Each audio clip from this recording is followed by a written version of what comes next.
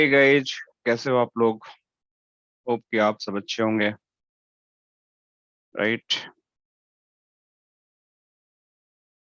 एक मिनट और वेट करते हैं, देन विल स्टार्ट। ठीक है, थोड़ा सा और वेट कर लेते हैं। एक people are joining, so they are messaging me कि थोड़ा सा 1-2 मिनट बाद लेट हो रहा है उनको ज्वाइन करने में। सो एक बार वो ज्वाइन कर लें तो फिर we can start. Okay, so आज का सेशन जैसे आप लोगों को पता है, we are going to start ENCOR officially, that is day 0 ENCOR. So हमारा जो है बेसिकली डे 0 इन कोर हम करने वाले हैं, CCNP इन कोर डे 0। सो सब कुछ ऑफिशियली हम स्टार्ट करेंगे। जो हमारा एज पर द करिकुलम हमारा सिस्को का है, तो NRC का बैच ऑलरेडी स्टार्ट हो चुका है। SD-WAN का बैच स्टार्ट हो चुका है, पेलो ऑल्टो का हो चुका है, CCNA का ऑलमोस्ट बैच चल रहा है बहुत दिनों से। सो नया batch we can start probably end of this month और probably next month, early of the next month. So बहुत सारी चीजें चल रही हैं। इतने जो इन कोर एक पेंडिंग था, सो आज हमारा ये स्टार्ट हो रहा है और हम इसका ऑफिशियली नेक्स्ट वीक से सब कुछ टाइमिंग क्लोज जूम पे सब सेशन इसको हम करेंगे।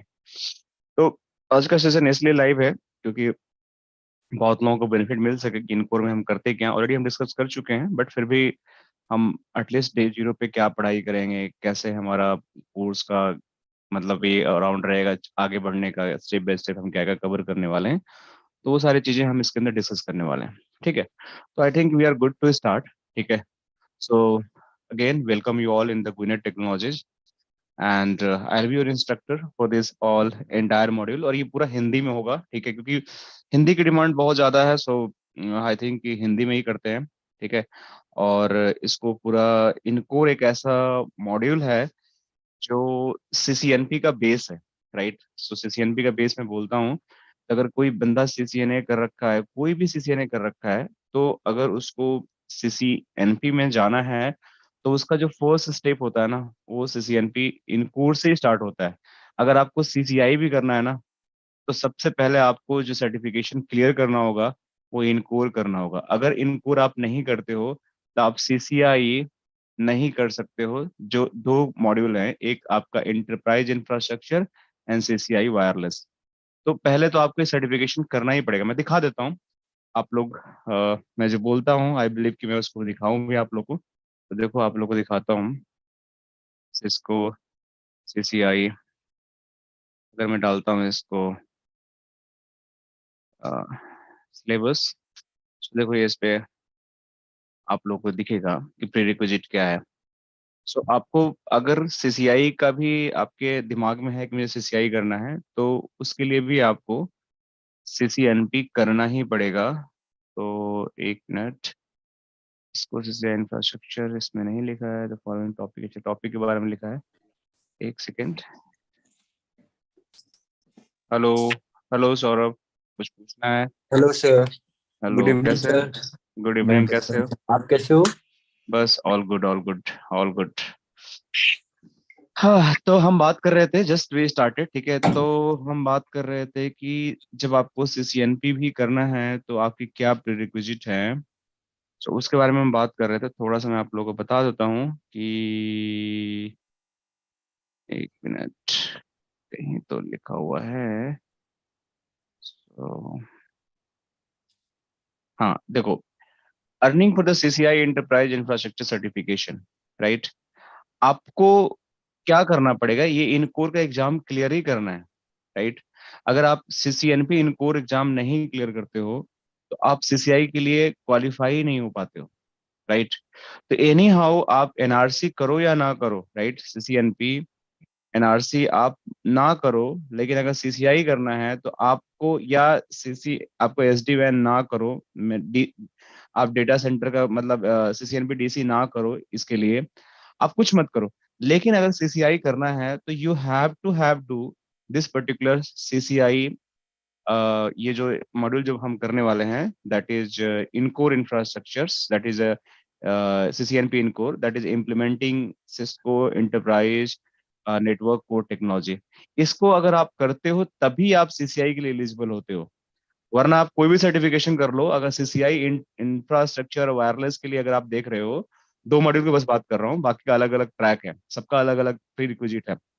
अगर आप सीसीआई इंटरप्राइज इंफ्रास्ट्रक्चर की बात कर रहे हो, आपका अगर एम है जाने का, या फिर आपको सीसीआई वायरलेस करना है, तो दोनों ही केस में आपको ये पर्टिकुलर सीसीएनपी इनकोर करना ही करना है। तो मैं यही रिकमेंड करता हूँ, सीसीएनपी इनकोर करना मस्ट है आज के डेट के इंजीनियर को। क्योंकि अगर आप सीसीएनए करते हो तो आपको एक बेसिक नॉलेज मिलता है, right, only basic knowledge. So basic knowledge की बात करो तो आप समझते हो राउटर कैसे काम करता है, स्विचिंग कैसे काम करता है, वायरलेस कैसे काम करता है, ऑटोमेशन का थोड़ा सा आइडिया आपको मिल जाता है, आईपी का आइडिया थोड़ा मिल जाता है, थोड़े बहुत राउटिंग प्रोटोकॉल के काम का चीजें मिल जाती है। सॉरी, बट अगर आप सीसीएनपी करते हो, तो सीसीएनपी में भी मल्टीपल फ्लेवर हो गया, इनकोर हो गया, एनआरसी हो गया, एसडी वैन हो गया, that is not CCNP, but similar है, सारे ट्रैक सिमिलर हैं, अलग अलग। मतलब एक तरह से सिस्को ने बहुत सा सर्टिफिकेशन निकाल दिया, उसके पीछे लॉजिक है कि उनको बहुत सारा भी हो गया पैसा जनरेट करने का, और लोगों को अलग अलग फील्ड में एक्सपर्टीज हो गया। तो ये सारी चीजें होती हैं। तो इनकोर, इफ यू आर डूइंग इनकोर, तो आपका ये सीसीआई के लिए एलिजिबल होते हो। जो सीसीआई का एग्जाम होता है 8 घंटे की होती है, हैंड्स-ऑन लाइव एग्जाम होती है, इसमें 5 घंटे का आपका लैब होता है, 3 घंटे का थ्योरी होता है, टोटल 8 घंटे का एग्जाम होता है जो आपको देना पड़ता है। सो अगर आप इनकोर करते हो तो यू आर गुड से फॉर द सीसीआई। तो एक तो रीजन ये हो गया, राइट। दूसरी, जो हम बेसिकली सीसीआई का एग्जाम का टॉपिक, आप चलो हम इसके बारे में बाद में बात करेंगे, it is not part of our topic today, तो हम इसके बारे में नहीं बात करते हैं। तो हम फोकस करते हैं अपने एग्जाम के बारे में। बता चुका हूँ कि इस सीसीएनपी के कोर्स में हम क्या करने वाले हैं, क्या एग्जाम फीस होती है, कितने टाइम का होता है, रिटन टेस्ट 120 मिनट्स का होता है, 80% प्लस आपको पासिंग मार्क्स चाहिए होता है, मीन्स 80% ही पासिंग मार्क्स चाहिए होता है आपको, प्लस इसके साथ आपको $400 यूएस डॉलर आपको खर्च करने पड़ेंगे एग्जाम बुक करने के लिए। तो ये सारी चीजें तो एग्जामिनेशन के बारे में हो गई, और देन आपको ये सारे टेक्नोलॉजी को आपको कवर करना है इस पर्टिकुलर सीसीएनपी के एग्जाम में। दैट मीन्स द हमारा जो कोर है, इन कोर के इसके कोर्स के इसके अंदर ये सारे पर्टिकुलर टॉपिक्स आपको कवर करने हैं। तो अब हम थोड़ा सा बात कर लेते हैं, ऑल्दो हमने डिस्कस कर लिया, बट फिर भी मैं आपको बताता हूँ कि एग्जाम रिव्यू में अगर जाता हूँ, तो अगर आपका सीसीएनपी एग्जाम क्लियर करने की बात है, तो इस एग्जाम रिव्यू के अंदर आप क्या क्या चीजें मिलता है। देखो इसमें टोटल 6 सेक्शन मिलते हैं इसके अंदर, और ये 6 सेक्शन बहुत ही इंटरेस्टिंग है, और इट्स नॉट इजी कि आपको बहुत ही आसानी से चीजें डाइजेस्ट हो जाएंगी। कई जगह ऐसा होगा कि आपको थोड़ा सा आउट ऑफ द बॉक्स सोचना पड़ेगा, थोड़ा सा आउट ऑफ बॉक्स आपके ट्रेनर के साथ काम करना पड़ेगा, उसकी बताई हुई चीजों के साथ प्रैक्टिस करना पड़ेगा, तब जाके आपकी क्लैरिटी मिलेगी। जैसे मैं बोल रहा हूँ, जैसे इसमें ऑटोमेशन है, राइट। ऑटोमेशन के अंदर सीसीएनपी में बहुत सारी चीजें ऐसी हैं जो आप लोगों ने शायद कभी पढ़ा ही नहीं होगा। ये प्रोग्रामिंग लैंग्वेज है, जैसे आपको पाइथन नहीं आता होगा, कैसे स्क्रिप्ट लिखते हैं, कैसे समझते हैं पाइथन को, तो आपको पूरी प्रोग्रामिंग नहीं समझनी है, राइट। पूरी प्रोग्रामिंग आपको नहीं समझनी कि पाइथन पूरा लिखना है, बट आपको इतना पता होना चाहिए कि पाइथन की सिंटेक्स कैसे होती है, पाइथन को यूज करके हम कैसे राउटर से कन्फिग पुल कर सकते हैं, कैसे राउटर पे ऑटोमेशन कर सकते हैं, राइट। ये सारी चीजें आपको पता होना चाहिए। तो ये ऑटोमेशन का पार्ट होता है, तो इसलिए इस पे थोड़ा सा आपको ध्यान देना पड़ेगा जब मैं बताऊंगा कि पाइथन की कैसे स्क्रिप्ट चलती है, राउटर पे पाइथन के स्क्रिप्ट कैसे चलाते हैं, बाकी कोई पाइथन का टूल मेरे में इंस्टॉल होगा, अभी मैं दिखाऊंगा आप लोग को। तो वो पाइथन के टूल से कैसे हम राउटर पे कॉन्फ़िगरेशन करते हैं, कैसे उसको हम कॉन्फ़िग पुश करते हैं, उसमें क्या क्या टूल्स होते हैं, तो सारी चीजें हम करके देखेंगे। So this is about the Python. इसी तरह जेसन है आपका, हाई लेवल डिजाइन प्रिंसिपल, आपको समझना पड़ेगा डेटा मॉडलिंग क्या होती है, जैसे यांग हुआ, एपीआई हुआ, ये तो एपीआई डीएनए सेंटर के बारे में बात कर रहा है, तो ये सारी चीजें भी आपको देखना पड़ेगा। एंड फिर आपको रेस्ट कॉन्फ और आपको नेट कॉन्फ के बारे में समझना पड़ेगा, ईएम स्क्रिप्टिंग के बारे में समझना पड़ेगा। फिर आपको कुछ जो आपको ऑटोमेशन टूल होते हैं, जैसे आपका ऑर्केस्ट्रेशन टूल जैसे हो गया, ऑटोमेशन टूल जैसे save, Puppet, Ansible and stark, solid stack, इसके बारे में आपको समझना पड़ेगा। आपको बस आइडिया होना चाहिए कि टूल क्यों यूज होते हैं, क्या काम करते हैं, इनका मतलब क्या होता है। ये सारे ऑटोमेशन का पार्ट होते हैं जो आपने शायद अभी तक नहीं पढ़ा होगा। सीसीएनए में बहुत ही बेसिक है, बट यहाँ पे थोड़ा सा आपको नेक्स्ट लेवल का पढ़ना पड़ेगा, और सीसीआई में इसकी पूरी इंप्लीमेंटेशन होती है। फिर इसी तरह से सिक्योरिटी में बहुत सारे टॉपिक हैं, जिसमें वायरलेस का है, आपने नहीं पढ़ा होगा। इसमें आपका ऑथेंटिकेशन मेथड देखो वायरलेस के बहुत सारे हैं। ये ट्रिपल ए आपको पता होगा, इसको कॉन्फ़िगरेशन कैसे करते हैं, कैसे डिप्लॉय करते हैं, सारी चीजें हम सीखेंगे, कोई दिक्कत की बात नहीं है।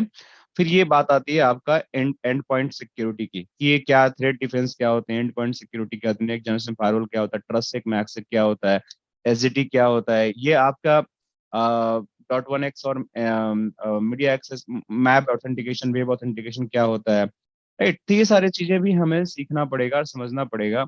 और ये सारी चीजें कुछ कॉन्फ़िगर करके हमें देखना पड़ेगा। 3 सेक्शन कॉन्फ़िगरेशंस का है और कुछ हमारा थियोरेटिकल पढ़ना है। तो कहीं कॉन्फ़िगरेशन है, कहीं थियोरेटिकल है। इस सेक्शन में देखोगे तो कुछ आपको कॉन्फ़िगरेशंस हैं, ये सारे कॉन्फ़िगरेशंस हैं और बाकी सब थ्योरी है इतना। फिर आपका कॉन्फ़िगरेशन आ गया, ये वाला कॉन्फ़िगरेशन हो गया और ये थ्योरी हो गया। तो कहीं कॉन्फ़िगरेशन, कहीं थ्योरी, बट एंड गोल आपको सारी चीजें पता होना चाहिए। तो आपका कॉन्सेप्ट बहुत ही एक बेस से स्टार्ट होकर एक हाई लेवल तक क्लियरिटी मिलनी चाहिए। फिर इस पे आपका नेटवर्क एश्योरेंस के बारे में बात करता है कि device monitoring, syslog, remote logging, NetFlow, flexi flow, SPAN, R SPAN, E R SPAN, IPSL, DNA workflow, ये सारी चीजें REST NETCONF RESTCONF क्या होते हैं, ये भी आपको समझना पड़ेगा। इन टूल के बारे में, इसकी कॉन्फ़िगरेशन के बारे में, कैसे कैसे चीजें होती हैं। जब आप इतना कर लेते हो देन आपके पास जो नेक्स्ट मीन्स, ये तो हम नीचे से बता रहे हैं, ऊपर से हमें स्टार्ट करना है। ये इंफ्रास्ट्रक्चर है। अब इसमें के अंदर आपको बहुत सारी चीजें पढ़नी है। जैसे आपको लेयर टू स्विचिंग पढ़नी है, जिसमें स्पैनिंग ट्री कैसे होती है, आरएसटीपी कैसे चलती है, एमएसटीपी कैसे चलती है। तो आपको डॉट वन ट्रंकिंग प्रोटोकॉल्स क्या होते हैं, आपका एलएसीपी क्या होता है, पीएचजीपी क्या होता है, इथर चैनल कैसे बनते हैं, कैसे ट्रबल शूटिंग करते हैं, तो ये सारी चीजें हम करेंगे। फिर इसमें देखो ये जीआरपी ओएसपीएफ को कंपेयर एंड ट्रबल शूट करना है। तो इसमें आपको ये जीआरपी बहुत डेप्थ में नहीं पढ़ना है, बीजीपी बहुत डेप्थ में नहीं पढ़ना है आपको। हाँ, हाई लेवल आपको पढ़ना है कि चलते कैसे हैं, बेसिक आपकी कॉन्फ़िगरेशन करनी है। जो डेप्थ है that is a part of NRC. तो इसमें आपको बेसिक बेसिक चीजें आपको कंपेयर करना है, उसके बारे में जानना है, छोटी छोटी कॉन्फ़िगरेशन करनी है, छोटी छोटी लैब करनी है, क्योंकि आपको पता होना चाहिए कि ओएसपी पीएचआरपी चलते कैसे। लेकिन इसका पूरा डेप्थ जो है एनआरसी का पार्ट है। तो एनआरसी में सारी चीजें हम कवर करते हैं। समराइजेशन, फिल्टरिंग, ये सब क्या होते हैं, इनका मतलब समझना आपको। ईबीजीपी का वेरिफिकेशन, सिर्फ ईबीजीपी का, तो आईबीजीपी का बात भी नहीं किया यहाँ पे। इनका क्या होता है, कैसे कॉन्फ़िगर होते हैं। फिर वायरलेस के बारे में आपको सीखना है। तो ये इसलिए छोटा छोटा टॉपिक इसमें दिया है सीखने के लिए, क्योंकि अगर ये पूरा करने जाएंगे तो ये तो एनआरसी हो जाएगा। तो इसलिए हर चीज को इसने टच किया है इनकोर में, हर चीज को, हर टॉपिक को टच किया है। और ये बोला है कि आप इनकोर सीखने के बाद आप आपको एक ऐसा प्लेटफॉर्म मिलता है जिसके थ्रू बेसिकली आप आगे की जो रास्ता है, आपकी की जर्नी है, जैसे आपको एनआरसी है, एसडी वैन है, एसडी एक्सेस है, सीसीआई है, वो आपका बेसिक फंडामेंटल जो सीसीएनए होता है, सीसीएनपी के बाद आप नेक्स्ट लेवल के लिए रेडी हो टेक ऑफ के लिए। तो इसलिए ये सारी चीजें आपको पता होना चाहिए। वायरलेस पता होना चाहिए, आईपी सर्विसेज में NAT, PAT, HSRP, VRRP, multicast भी आपको पता होना चाहिए कि पिम क्या होता है, जीएमपी क्या होता है, वी2 वी3 का वर्जन क्या होता है। ये सारी चीजें भी पता होना चाहिए। तो ये इंफ्रास्ट्रक्चर होगा, इसमें काफी टाइम लगेगा। देखो इसका वेटेज 30% है, इसमें काफी टाइम हमें देना है। लेगेसी राउटिंग स्विचिंग है, इसकी काफी टाइम हमें देना है। फिर आपका वर्चुअलाइजेशन। अब वर्चुअलाइजेशन में आपको ये पता होना चाहिए हाइपरवाइजर्स क्या होते हैं, वर्चुअल मशीन क्या होती है, वर्चुअल स्विचिंग क्या होती है। ये क्लाउड का मोर और लेस आपको फंडा है जो वर्चुअलाइजेशन में हम यूज करते हैं। जब आपको वर्चुअलाइजेशन का कॉन्सेप्ट क्लियर रहेगा तो आप कोरिलेट कर सकते हैं कि क्लाउड में चीजें कैसे चलती हैं, वर्चुअल मशीन कैसे बनती है, वर्चुअल स्विच क्या होता है, वर्चुअल राउटर कैसे होते हैं, कैसे कनेक्टेड होते हैं एक डिवाइस के अंदर, एक सर्वर के अंदर, डिफरेंट डिफरेंट डिवाइस कैसे काम करते हैं। तो ये सारी चीजें भी हमें समझना पड़ेगा। VRF, GRE tunnel, IPsec tunnel, लिप्स एंड वीएक्स लैन, ये भी आपको समझना है, दैट एसडी एक्सेस के पार्ट है आपके, राइट। तो ये भी आपको समझना पड़ेगा कि इनका मतलब क्या होता है।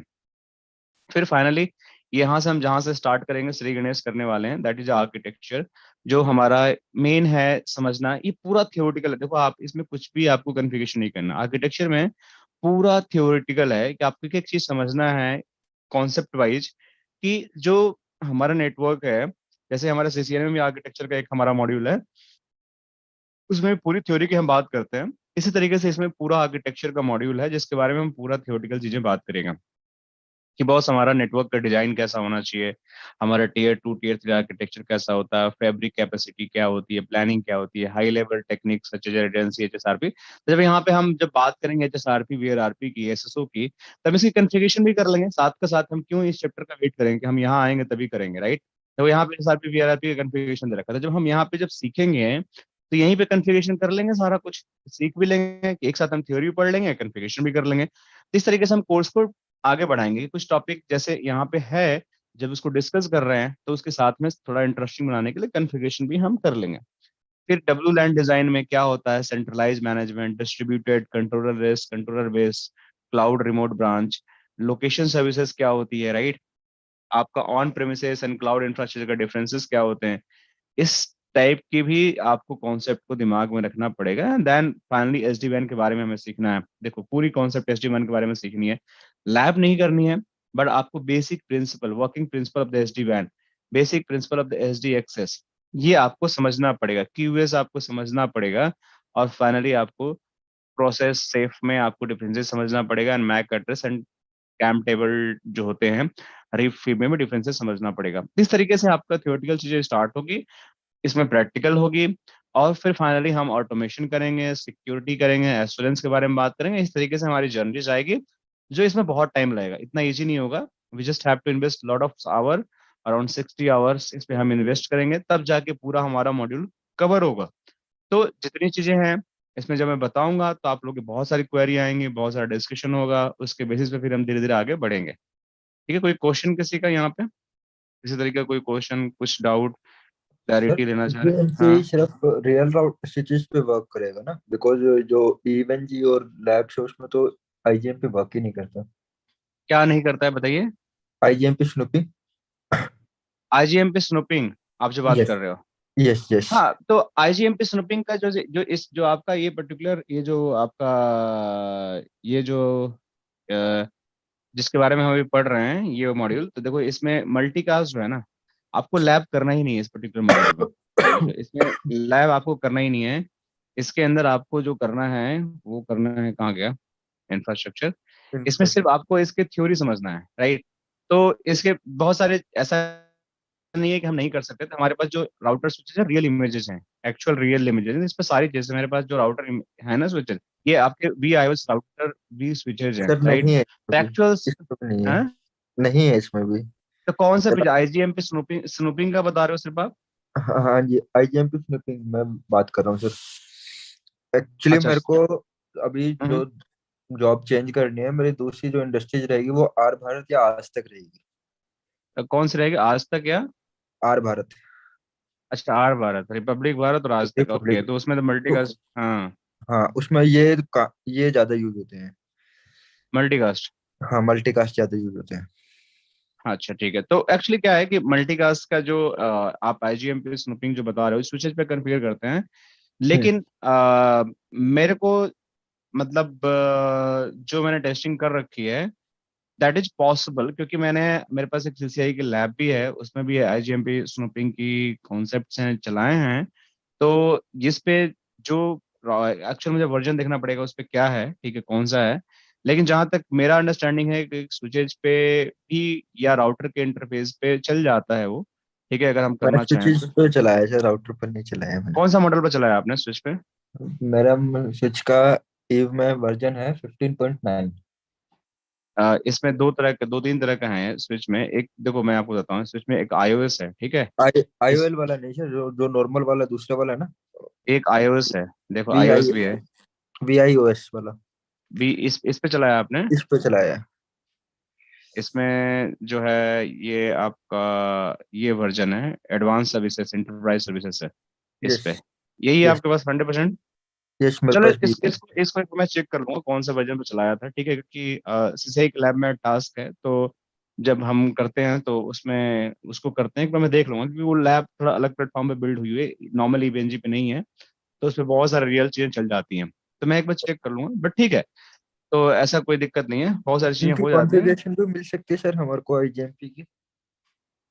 हाँ हाँ, आईजीएमपी की कॉन्फ़िगरेशन मिल सकती है, बट आईजीएमपी जो मल्टीकास्ट जो मोर एंड जो इसकी प्रैक्टिस करनी है आईजीएमपी की, जी। इसके ट्रबल शूटिंग, ये एनआरसी का पार्ट है, ठीक है, नॉट इन कोर का। तो इन कोर में तो हम इसकी ट्रबल शूटिंग और लैब नहीं बनाएंगे, लेकिन एनआरसी करेंगे तो उसमें जरूर बनाएंगे हम, ठीक है, क्योंकि उसमें करना ही करना हमें। तो ओके, ओके। हाँ, तो अभी इस पे हम बात कर रहे हैं, तो इसके अंदर हमारा देखो, इसके अंदर सिर्फ हमें इसके कॉन्सेप्ट को समझना है, इसके फीचर को समझना है, चलता है कैसे है, आईजीएमपी स्नूपिंग होती क्या है, इस पे काम कैसे चलते हैं, सारी चीजें समझना हमें। तो अभी हमें इसी फोकस करते हैं, देन विल डिस्कस लेटर, कि जो हम एनआरसी के बैच में बात करेंगे तो उस पर हम ट्रबल शूटिंग के बारे में बात करेंगे, क्यों कॉन्फ़िगरेशन कैसे और क्यों नहीं चल रहा है, तो हम उसमें उसको देखेंगे, और मैं भी चेक भी कर लूंगा, कोई दिक्कत की बात नहीं है। Okay sir. ऑलराइट, तो अभी जो हमारी बात हो रही थी, तो हम स्टार्ट करते हैं, राइट। तो हम आज हमारा डे जीरो है जहाँ पे हम स्टार्ट कर रहे हैं सारी चीजें। तो हम इंफ्रास्ट्रक्चर से स्टार्ट करेंगे कि भाई हमारे नेटवर्क की डिजाइन कैसी होती है, राइट। हम यहाँ से अपनी स्टडी को स्टार्ट करते हैं कि जो भी हमारा नेटवर्क होता है उसकी डिजाइन कैसी होती है, इसके अंदर क्या क्या हमें पैरामीटर पे बेसिकली ध्यान रखना पड़ता है, और कैसे कैसे इसकी डिजाइन के कॉन्सेप्ट पर हमें समझना पड़ता है। तो आप अगर देखोगे तो इसमें बोलता है, पहला जो इसका मॉड्यूल है, कि आपको एक्सप्लेन करना है the design, the different design principal use in the enterprise network. तो सबसे पहले तो आपको ये समझना पड़ेगा कि आपके इंटरप्राइज नेटवर्क होते क्या हैं, राइट। ये नेटवर्क कितने टाइप के होते हैं, इंटरप्राइज का मतलब क्या होता है। तो कई लोगों को ये नहीं पता होता कि भाई इंटरप्राइज नेटवर्क होता क्या है। तो मैं थोड़ा सा आप लोगों को ब्रीफ करता हूँ कि इंटरप्राइज नेटवर्क क्या होता है, फिर हम आगे इसके डिजाइन के प्रिंसिपल के बारे में समझने की कोशिश करेंगे। तो देखो, दो तरह के नेटवर्क होते हैं। एक आपका होता है आईएसपी नेटवर्क, राइट। एक होता है आईएसपी नेटवर्क, एक होता है जिसको हम बोलते हैं एंटरप्राइज नेटवर्क। इन दोनों में ना बड़ा डिफरेंट है, ये ना नॉर्मल चीजें नहीं होती, ये दोनों सेम नहीं होता है, ठीक है। तो जब हम आईएसपी नेटवर्क की बात करते हैं तो उसका मतलब ये होता है कि एक मेरा इंटरनेट का क्लाउड हो सकता है, या एक मेरा एमपीएलएस का क्लाउड हो सकता है, राइट।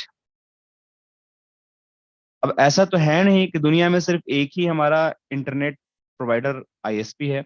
इंटरनेट आपको एयरटेल भी देता है, इंडिया में आप हो तो आपको वोडाफोन भी देता है, रिलायंस भी देता है जिसको जियो बोलते हैं, प्लस आपको आइडिया भी देता है। बहुत सारे हैं जो कंपनी आपको इंटरनेट प्रोवाइड करती हैं। इसी तरीके से आपका जो एमपीएलएस है, वैसे भी बहुत सारे प्रोवाइडर हैं, एयरटेल भी, वोडाफोन, आइडिया, रिलायंस, सब एमपीएलएस सर्किट भी देते हैं, जिसको हम लीज लाइन बोलते हैं, राइट। तो ये दोनों तरह के सर्किटेड जो हैं, जो मार्केट में अवेलेबल है, आप किसी भी आईएसपी से ले सकते हो, कोई दिक्कत की बात नहीं है। बट द क्वेश्चन इज कि इसको हम सर्विस प्रोवाइडर क्यों बोलते हैं, राइट। इसको हम आईएसपी नेटवर्क क्यों बोलते हैं, राइट। इसको हम सर्विस प्रोवाइडर बोलते हैं। इसके मेन रीजन ये होता है ना, कि ये आपके जो वैन होते हैं, वैन सर्विसेज प्रोवाइड करती हैं। वैन सर्विसेज बोले मतलब कि जैसे आपकी दो ऑफिस है, राइट। एक ऑफिस आपका ये हो गया, ये हो सकता है कि आपकी ऑफिस यूएस में लोकेटेड हो, राइट। और एक ऑफिस आपका इंडिया में लोकेटेड हो। ये दूसरा आपका इंडिया में ऑफिस हो गया, ये दूसरा ऑफिस हो गया, ये ऑफिस आपका बी हो गया, ये ऑफिस आपका ए हो गया। अब इनके बीच का जो डिस्टेंस है, वो I think many thousand kilometre हो सकता है, XYZ किलोमीटर हो सकता है, मुझे एग्जैक्टली पता नहीं है कितना होगा। अब ये बताओ कि इन दोनों के बीच में जब कम्युनिकेशन कराना है तो ये कैसे होगा। अगर मैं चाहता हूँ कि यहाँ से इंटरनेट, यहाँ पे कोई सर्वर रखा हुआ है उसको एक्सेस कर सकूँ ओवर द इंटरनेट या ओवर द एमपीएलएस सर्किट, तो ये कैसे कराएगा। तो हो सकता है कि इंडिया तक आपके सर्विसेज कैरी करने के लिए आपका जो आईएसपी हो, वो एयरटेल हो, राइट, वो इंडिया की बाउंड्री तक ले जाए, राइट। फिर आपके समुद्र स्टार्ट हो सकते हैं, यहाँ पे मान के चलो सी स्टार्ट हो गया, ये सब सी एरिया है। तो यहाँ पे आईएसपी कोई अलग हो जो सी केबल के थ्रू आपकी सर्विसेज कनेक्ट कर रहा है, बट ये दोनों आपस में कनेक्टेड हैं कहीं ना कहीं से। तो एयरटेल आईएसपी जो है आपके सी आईएसपी से कनेक्ट हो गया, जो समुद्र में केबल कैरी करते हैं। फिर हो सकता है बीच में आपका कोई कंट्री पड़ जाए, कोई भी कंट्री पड़ जाए जहाँ पे लैंड हो, वहाँ पे कोई एबीसी आईएसपी है, राइट। फिर उससे आपकी कनेक्टिविटी होना चाहिए। फिर फाइनली आप पहुंचते हो, सॉरी, हम यूएस में थे तो हो सकता है यूएस में हमारा जो आईएसपी है, एयरटेल तो होगा नहीं, यहाँ पे मान के चलो कि एटीएनटी है, एटीएनटी है। फाइनली आप इंडिया की लैंड पे पहुंचते हो तो यहाँ पे आपको फिर से एयरटेल मिल जाएगा, और यहाँ पे आपको फाइनली ऑफिस के राउटर पे कनेक्टिविटी दे देगा, और एक राउटर यहाँ पे कनेक्टिविटी दे देगा। तो ये जो बीच का जो नेटवर्क है ना, जो आपको वैन सर्विसेज, मतलब एक दो ऐसे रिमोट लोकेशंस हैं, एक दो ऐसी लॉन्ग डिस्टेंस साइट्स हैं, उसको कनेक्ट करने के लिए जो मेरा नेटवर्क यूज होता है, उसको हम बोलते हैं आईएसपी, राइट। ISP network. इसमें मेनली जो काम होता है वो राउटिंग का होता है। मेन जो काम होता है राउटिंग का होता है। अब इस नेटवर्क में आपको लैन नहीं मिलेगा कहीं, आपको डब्लू लैन नहीं मिलेगा कहीं, मतलब वायरलेस नहीं मिलेगा, क्योंकि यार ये तो आपको बेसिकली एक ऐसा नेटवर्क है जहां पे आपको लीज लाइन के थ्रू कनेक्शन पहुंचाना है। हो सकता है कि आप फाइबर के थ्रू पहुंचा सकते हो।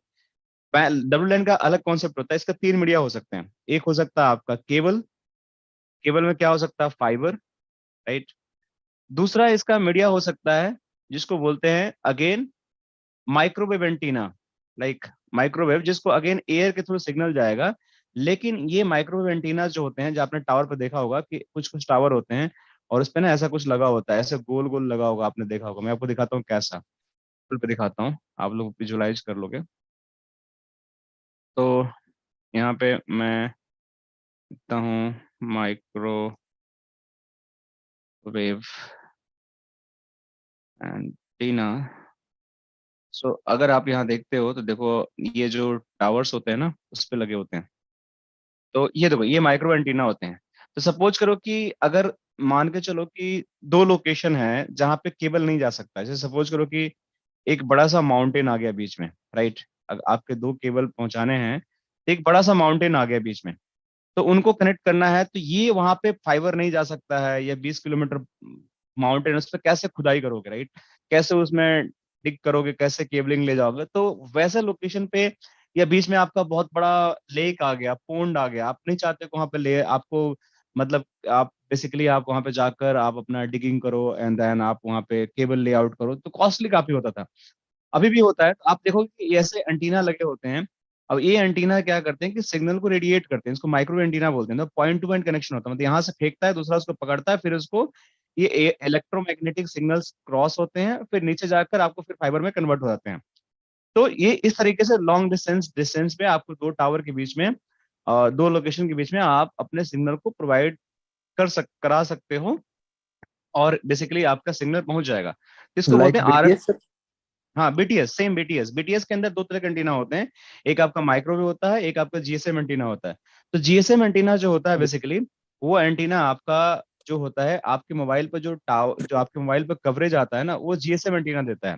तो मैं यहाँ पे लिख देता हूँ, थोड़ा सा आप लोगों को समझ में आ जाएगा कि जो एंटीना होते हैं वो दो तरीके के होते हैं। एक होता है आपका बीटीएस के ऊपर एक जीएसएम एंटीना होता है, एक होता है माइक्रोवेव एंटीना। सो माइक्रोवेव एंटीना जो होता है बेसिकली ये क्या करता है, इसका काम होता है कि दो लॉन्ग डिस्टेंस के बीच में सिग्नल को पहुंचाना। मतलब यहाँ से यहाँ, ये हो सकता है कि आपका 20 किलोमीटर का हो डिस्टेंस, हो सकता है कि 50 किलोमीटर, 50 किलोमीटर तक भी कवर करता है, कई बार 100 किलोमीटर का भी कवर करता है। तो ये एंटीना बोलते हैं आरएफ एंटीना, इसको बोलते हैं, या माइक्रोवेव एंटीना बोलते हैं। जो ऐसे एंटीना होते हैं, इसमें बेसिकली आपका सिग्नल इलेक्ट्रोमैग्नेटिक वेव के फॉर्म में ट्रेवल होकर एक लोकेशन से दूसरे लोकेशन में जाता है। तो ये एंटीना होता है एक सिग्नल पहुंचाने के लिए। लेकिन अगर आप यहाँ मोबाइल लेके खड़े हो, आपको जो सिग्नल मिलता है, तो आप देखोगे लंबा लंबा इसका हैंड बना होते हैं, राइट। उसको बोलते हैं जीएसएम एंटीना, जो आपके मोबाइल्स को कवरेज देता है। तो ये एंटीना जो होते हैं ना बेसिकली, ये आपको मैं दिखाता हूँ कैसे एंटीना होते हैं। माइक्रोवेव एंटीना, मैं जीएसएम एंटीना दिखाता हूँ आपको। जीएसएम एंटीना दिखाता हूँ आपको, एक मिनट। तो ये जो एंटीना देख रहे हो ना, ये वाला, ये देखो लंबे लंबे हैंड लगे हुए हैं ये टावर पे, इसको बोलते हैं जीएसएम एंटीना बोलते हैं। ये सारे जितने एंटीना देख रहे हैं ना, ये सारे जीएसएम एंटीना। इनका कवरेज देना होता है कि आपको लोअर ग्राउंड में, आपके एरिया में स्प्रेड करते हैं सिग्नल्स को, मतलब ये डायरेक्शनल होते हैं, और आपके एरिया में ये सारे सिग्नल को स्प्रेड करते हैं, सारे सिग्नल को। तो ये सारे जीएसएम एंटीना होते हैं। तो ये शॉर्ट डिस्टेंस के लिए जो होते हैं, लॉन्ग डिस्टेंस के 20 किलोमीटर सिग्नल नहीं देंगे, हो सकता है 1 किलोमीटर देंगे, 500 मीटर देंगे, 700 मीटर देंगे। इसलिए आप देखोगे हर 1 किलोमीटर, 500 700 मीटर पे डिफरेंट डिफरेंट एंटीना आपको मिलते हैं, टावर मिलते हैं, जो आपको सिग्नल देते हैं। तो उनका काम होता है इस तरीके से करने के लिए। तो हम फिर से अपनी बात पे आते हैं, जब हम बात कर रहे थे, कि हम बात कर रहे थे कि हमारे पास जो दो लोकेशन है, वहां पे अगर उन दोनों को कनेक्ट करना है, तो हमारे पास क्या ऑप्शंस है। तो हमारे पास ऑप्शन ये है कि मैं उन दो लोकेशंस को कनेक्ट कर सकता हूँ, राइट। लोकेशन ए और लोकेशन बी जो भी मेरा है, इंडिया, यूएस में और इंडिया में, उनको कनेक्ट कर सकता हूँ। लेकिन उसको कनेक्ट करने के लिए आपका जो बीच का नेटवर्क होगा ना, उसको हम आईएसपी नेटवर्क बोलते हैं, और इसमें प्योर राउटिंग यूज होती है, राइट। और इसके अंदर आप बेसिकली स्टैटिक राउट यूज कर सकते हो, इसके अंदर बीजीपी यूज कर सकते हो, इसके अंदर एमपीएलएस यूज कर सकते हो, कुछ भी यूज कर सकते हो। इसमें राउटर ही आपको मिलेंगे, एक राउटर दूसरे से कनेक्टेड होगा, तीसरे से कनेक्टेड होगा, इस तरीके से राउटिंग होते होते आपका फाइनली कनेक्शन हो जाएगा, तो राउटिंग होता है, इसलिए इसको आईएसपी नेटवर्क बोलते हैं। एंड इस तरीके से आपकी एक लोकेशन से दूसरी लोकेशन में कनेक्टिविटी हो जाती है। तो इस टाइप के नेटवर्क को हम बोलते हैं आईएसपी नेटवर्क, राइट। तो इंटरप्राइज नेटवर्क क्या होता है? तो आई थिंक हम आईएसपी तो समझ गए, तो मैं फिर से वही बिल्डिंग्स दोनों बनाता हूँ, और इन दोनों के बीच में मैं बता दिया कि ये जो बीच का नेटवर्क है, ये दो बिल्डिंग को जो कनेक्ट कर रहा है, सपोज करो कि यहाँ राउटर लगा हुआ है, एक यहाँ राउटर लगा हुआ है, इन दोनों को जो कनेक्ट कर रहा है, यहाँ पे R1, यहाँ पे R1, तो ये जो बीच का नेटवर्क है इसको बोलते हैं आईएसपी नेटवर्क। ये तो क्लियर हो गया। मतलब वैन कनेक्शंस को, जो भी हमारा वैन होता है ना, वैन जो होता है उसको बेसिकली हम आईएसपी की तरह रेफर करते हैं। लेकिन जब इंटरप्राइज नेटवर्क की बात करते हैं, तो वो बेसिकली आपका नेटवर्क वो होता है जो एक ऑफिस के अंदर का नेटवर्क होता है, या एक कंपनी का अपना नेटवर्क होता है। ऑफिस नेटवर्क इसको बोल सकते हैं, या एक कंपनी का फुल नेटवर्क अलग अलग लोकेशंस पे हो गया, अलग अलग बिल्डिंग्स में हो गया, अलग अलग सिटीज में हो गया। तो वो जो नेटवर्क बनाते हैं ना, वो आपका एंटरप्राइज नेटवर्क होता है। तो मैं आपको दिखाता हूँ, थोड़ा सा विजुलाइज करो कि कैसा दिखता है। तो मैं यहाँ पे जाकर ना एक लिखता हूँ आईएसपी नेटवर्क, आप लोग देखो डिजाइन, आईएसपी नेटवर्क डिजाइन। तो आपका आईएसपी नेटवर्क डिजाइन देखो इस तरीके से कुछ होता है। आपका बहुत सारा आपका राउटर कनेक्टेड होंगे, आईपी बैकबोन होगा, एक लोकेशन से दूसरे लोकेशन में कनेक्शन होगा, इस तरीके का जो नेटवर्क होता है उसको आईएसपी नेटवर्क बोलते हैं। देखो यहाँ पर भी आपको बहुत सारे आईएसपी कनेक्टेड है, एक आईएसपी दूसरे से तीसरे से, एंड देन फाइनली आपका कनेक्शन स्टेब्लिश हो जाता है अलग अलग टाइप से। इस टाइप के नेटवर्क को हम बोलते हैं आईएसपी नेटवर्क। देखो ये भी एक आईएसपी नेटवर्क है। तो ये जो बीच में बहुत सारे राउटर्स होते हैं ना, इनको बोलते हैं आईएसपी नेटवर्क। लेकिन अगर मैं इंटरप्राइज नेटवर्क की बात करता हूँ, तो देखो इसमें क्या होता है। अब इंटरप्राइज नेटवर्क की जो बात करते हैं, तो उसमें आपको ढेर सारे राउटर नहीं मिलेंगे, आपको ढेर सारी ब्रांच मिलेंगे। जैसे ये देखो आपके अंदर आईएसपी बहुत कम है, इसमें आईएसपी बहुत कम है, लेकिन इसमें आपका डिजाइन जो नेटवर्किंग का है, आपको बहुत सारे ब्रांच हैं, बहुत सारे बिल्डिंग्स हैं, बहुत सारे ब्लॉक्स हैं, बहुत टाइप की डिवाइसेस लगी हुई हैं। कहीं आपका सर्वर लगा हुआ है, कहीं आपका वो लगा हुआ है, क्या बोलते हैं, आपका प्रिंटर लगा होगा, कहीं आपका कुछ और लगा होगा, राइट। तो अलग अलग चीजें लगी होंगी। इस टाइप का जो नेटवर्क हमारा होता है उसको हम इंटरप्राइज नेटवर्क बोलते हैं। फिर मैं आपको दूसरा कोई डायग्राम दिखाता हूँ, ये भी एक इंटरप्राइज नेटवर्क है। देखो इसमें राउटर बहुत कम है। तो जहां पे आपको राउटर बहुत ज्यादा मिले मैनेज करने के लिए, तो आप समझ जाना कि आप आईएसपी नेटवर्क में काम कर रहे हो। जहां पे आपको स्विचेस ज्यादा मिले, आपको L3 L2, आपको एंड डिवाइसेस मिले बहुत ज्यादा, क्लाइंट बैठ के काम कर रहा है, आपको सर्वर्स मिले, तो आप समझ जाना कि वो नेटवर्क जो है पर्टिकुलर इंटरप्राइज नेटवर्क है। तो जब भी मैं बात करूं इंटरप्राइज नेटवर्क को, तो आपको ध्यान में रखना है इंटरप्राइज नेटवर्क मीन्स कि आपके कंपनी का नेटवर्क। मैं फिर से यहाँ कहता हूँ, मतलब आपके ऑफिस नेटवर्क की बात कर रहा हूं मैं, ना ही कि मैं वैन की बात कर रहा हूँ। इस ऑफिस नेटवर्क में क्या क्या हो सकते हैं? तो इस ऑफिस नेटवर्क में मैं कुछ चीजें लिख रहा हूँ, आप लोग इसको चाहो तो नोट कर लो। इसमें क्या हो सकता है, एक आपका वैन राउटर हो सकता है, ठीक है, आपके ऑफिस नेटवर्क में जो एमपीएलएस से इंटरनेट के लिए हो सकता है। आपका स्विच हो सकता है, राइट। आपका क्या हो सकता है और, प्रिंटर हो सकते हैं, राइट। चौथा आपके लैपटॉप और पीसी हो सकते हैं, राइट। ये सारे पार्ट हो सकते हैं। पांचवा आपका सर्वर्स हो सकता है, राइट। आपका छठा डब्ल्यूएलसी हो सकता है, राइट। सातवां आपका एक्सेस पॉइंट हो सकता है, जिसको हम एपी बोलते हैं, एपी बोलते हैं। ये हो सकता है। और बताओ आप लोग क्या हो सकता है, और क्या देखो कंपनी में लगा होता है फायरवॉल। आपका? फायरवॉल, हाँ फायरवॉल। फायरवॉल हो सकता है आपका, ये किसी कंपनी का हो सकता है। और क्या लगा रहता है कंपनी के अंदर इतने इसके अलावा? तो मतलब इस तरीके से एक्सेट्रा में लिखता हूँ, और भी चीजें होती होंगी, शायद अभी ध्यान नहीं आ रहा है, थोड़ी देर में याद आ जाएगा तो हम इसको ऐड करते जाएंगे। तो इस टाइप का आप देखोगे कि अपने कंपनी के अंदर कुछ नेटवर्क्स लगे रहते हैं। तो जो ये नेटवर्क होता है ना, ये सारे चीजें आपको मैं दिखा रहा हूँ, ये इस कंपनी के अंदर सारा डिजाइन होता है। स्विच कंपनी के अंदर लगा होता है, लैन कनेक्टिविटी के प्रिंटर अंदर लगा होता है, लैपटॉप पीसी अंदर लगे होते हैं, इस पे काम करते हो। सर्वर भी अंदर लगा होता है, डब्ल्यूएलसी भी अंदर लगा होता है, एक्सेस पॉइंट भी अंदर लगा होता है, फायरवॉल भी अंदर लगा होता है। इसलिए इस टाइप के नेटवर्क की जितनी सारी डिवाइसेस वैरायटी ऑफ डिवाइसेस मेरे पास हैं जो मेरे कंपनी के अंदर लगी हुई हैं, that's network called as a enterprise network. तो अब इस इंटरप्राइज नेटवर्क का जब हम डेफिनेशन समझ गए कि क्या होता है, कैसा दिखता है, हमने उसे देख भी लिया, तो इसके डिजाइन के प्रिंसिपल के बारे में समझना अब हमें कि ये नेटवर्क का डिजाइन का प्रिंसिपल क्या हो सकता है, राइट। अब इस ये प्रिंसिपल किस बात पे बेसिकली डिपेंड करता है? ये डिपेंड करता है कि आपका ऑफिस टाइप क्या है, राइट। ये ऑफिस के टाइप पे डिपेंड करता है। पहला चीज ये हो गया, ये ऑफिस आपका बिग है, स्मॉल है, मीडियम है, राइट। सो ये सारी चीजें आपके big small medium, how many users, right.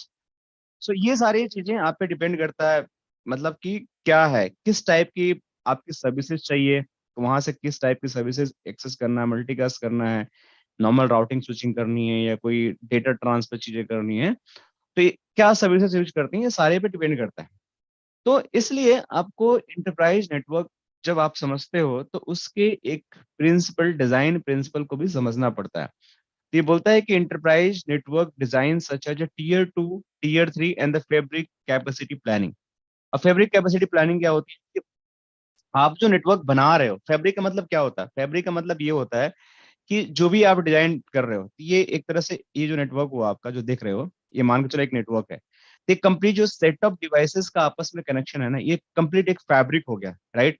कि इसके थ्रू आपका ट्रैफिक जो है एक लोकेशन से दूसरे लोकेशन पे, एक एंड पॉइंट से दूसरे एंड पॉइंट से, या एक ऑफिस से दूसरे ऑफिस से वाया वैन ट्रेवल करेगा। That is a complete set of the network fabric. मतलब एक डिवाइस दूसरे डिवाइस से इंटरकनेक्टेड है, कहीं यूजर बैठा हुआ है, कहीं मोबाइल रखा हुआ है, कहीं आईपी फोन रखा हुआ है, आईपी फोन भी मैं भूल गया था, देखो। वीडियो कॉन्फ्रेंसिंग भी डिवाइस होती है, वो भी होता है। स्कैनर्स होते हैं, आईपी टेलीफोनी सर्वर्स होते हैं, देखो कितनी सारी चीजें जो हमें याद नहीं था। नैस स्टोरेज सर्वर्स होते हैं, सर्विलांस कैमरा होते हैं, आईपी कैमरा भी होते हैं, सॉफ्ट फोन्स भी होते हैं। ये सारे आपके नेटवर्क के कंपोनेंट हैं जो आपके डिफरेंट डिफरेंट डिवाइसेस को सर्व करते हैं। तो जब आप इसकी बात करते हो, तो how they are going to make interconnection between the all devices, और जब वो इंटरकनेक्शन कंप्लीट होता है, that is known as the fabric. अब मुझे क्यों ये डिसाइड करना पड़ेगा, मुझे अब ये क्यों ऐसा करना पड़ेगा कि मेरे नेटवर्क की जो डिजाइन है वो क्या होगा, प्रिंसिपल क्या होगा, और ये किस बात पे होगा। तो उसके लिए आपको समझना पड़ेगा network design such as tier 2 and tier 3 architecture क्या होते हैं।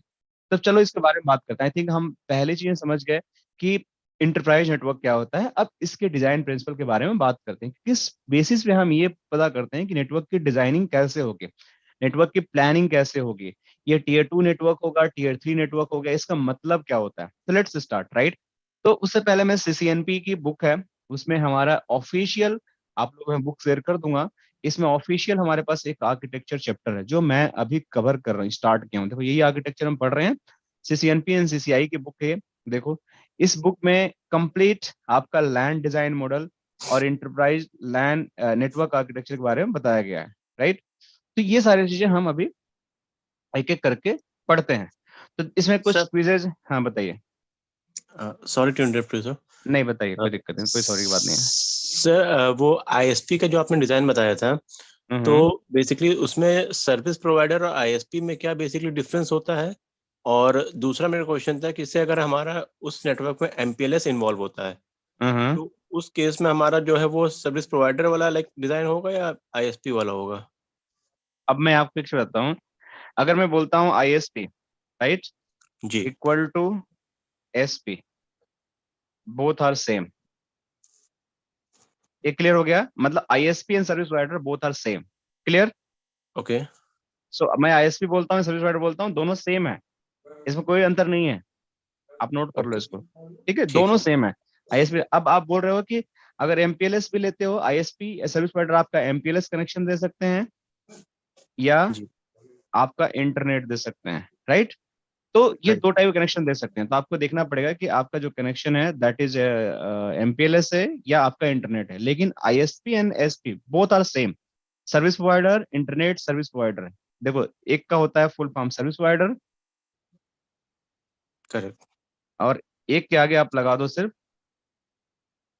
इंटरनेट सर्विस प्रोवाइडर, ठीक है, क्लियर। ओके, तो ये ओके, आप लिख नोट कर लो, ये दोनों सेम होते हैं, इसमें कंफ्यूज होने की जरूरत नहीं है। ठीक है? ओके। और सर एक मेरा लास्ट क्वेश्चन और था हाँ, कि बताइए। अगर इन केस जो है अगर हमारा फ्यूचर ग्रोथ और जॉब पर्सपेक्टिव से अगर देखें अगर तो हमारा एंटरप्राइज नेटवर्क में काम करना ज्यादा बेनिफिशियल होता है या जैसे ये जो सर्विस प्रोवाइडर या टेलीकम्युनिकेशन कंपनीज होती है उसमें? बहुत ही अच्छा आपने सवाल पूछा है। बहुत ही अच्छा सवाल पूछा है। I really appreciate. अमित नाम है ना आपका? जी हाँ, तो ये इनका जो क्वेश्चन है बहुत ही वैलिड है। कई लोगों को पता ही नहीं होता है कि हमें करना क्या है। तो देखो जी, बताते हैं।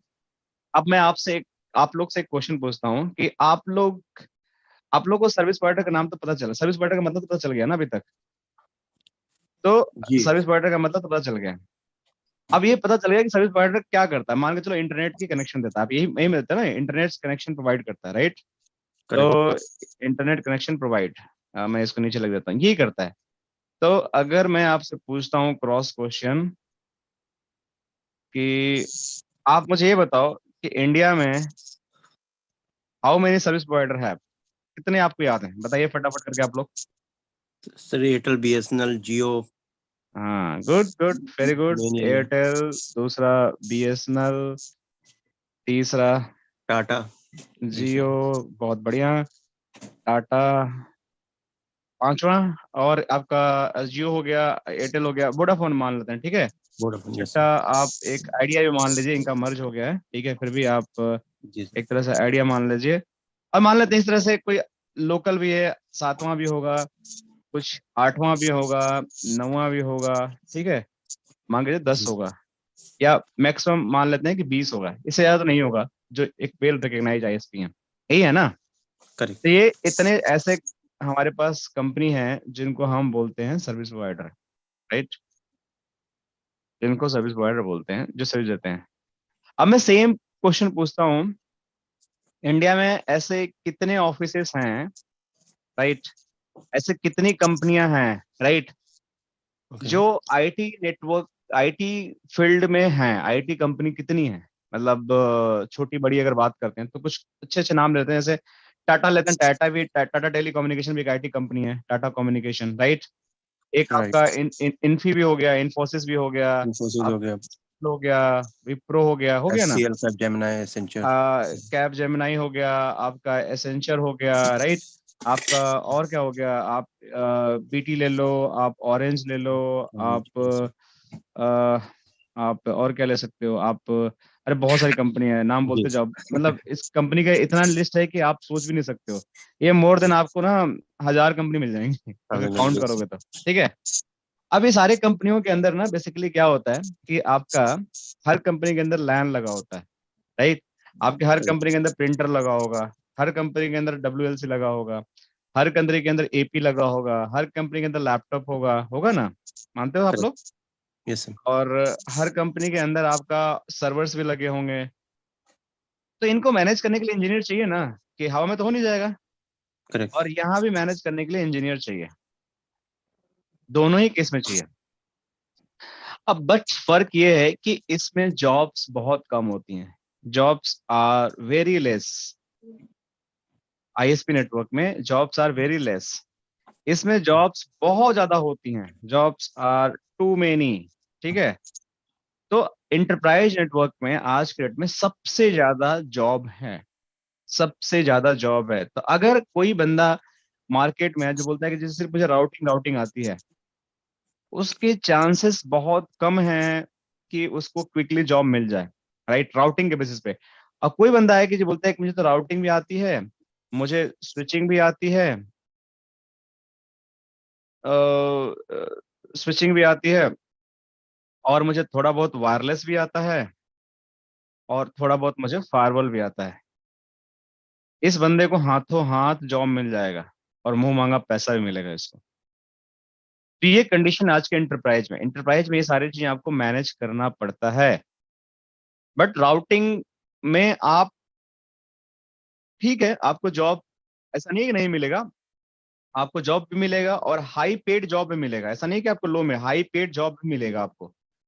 कम ओपनिंग है, पैसे ज्यादा मिलेंगे, लेकिन राउटिंग का आपको, राउटिंग का मतलब, कहने का मतलब कि कंप्लीट राउटिंग आपको आना चाहिए। आपको ऐसा नहीं कि हवा हवाई में थोड़ी चीज आना चाहिए। मतलब राउटिंग का मतलब कि आपको कनेक्टेड राउट से लेकर, कनेक्टेड से, स्टैटिक से, रिप से, ठीक है, OSPF से, IS IS से, आपका BGP से और MPLS से, राइट, मल्टीकास्ट से, ये सब आना चाहिए। सर्विस प्रोवाइडर का एक सर्टिफिकेशन भी होता है, SP कोर जिसको बोलते हैं, उसमें सिर्फ राउटिंग की बात होती है, ISP नेटवर्क की बात होती है, मल्टीकास्ट की बात होती है, सारी चीजें।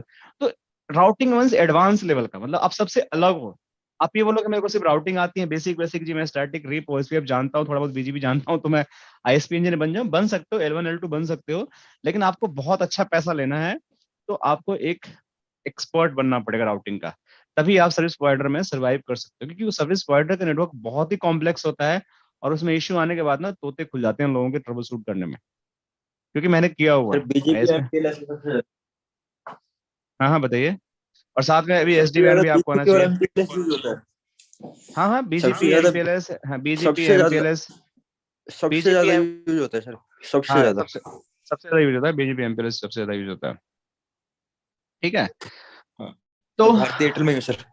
अच्छा, भारतीय एयरटेल में ही हो। तो मेरे को पता है। हाँ, हाँ, तो आपको पता है, तो अच्छी बात मेरे है। को पता है। हाँ, तो गुड, चलो। मेरे को अच्छी क्लास लगती है सीनियर के साथ। हाँ, वो लगेगा, क्योंकि उसमें चीजें हैं तो लगेगी ही उसमें तो। अब हम बात करते हैं कि हमारा जो हायरार्किकल लैन डिजाइन मॉडल जो होता है, अब इसमें ये Tier 2 Tier 3 नेटवर्क आर्किटेक्चर समझने से पहले आपको समझना पड़ेगा कि हमारे नेटवर्क में स्विचेज होते हैं, राइट, या लेयर्स होती हैं। तो वो लेयर्स क्या होती हैं, तो इसमें देखो 3 लेयर्स के बारे में बात कर रहा है, कि आपके जो जो इंटरप्राइज नेटवर्क होता है, उसके अंदर कुछ आपके एक्सेस लेयर्स होते हैं, कोई डिस्ट्रीब्यूशन लेयर होते हैं, कोई कोर लेयर होते हैं। तो पहले इसको समझते हैं कि लेयर होते क्या हैं।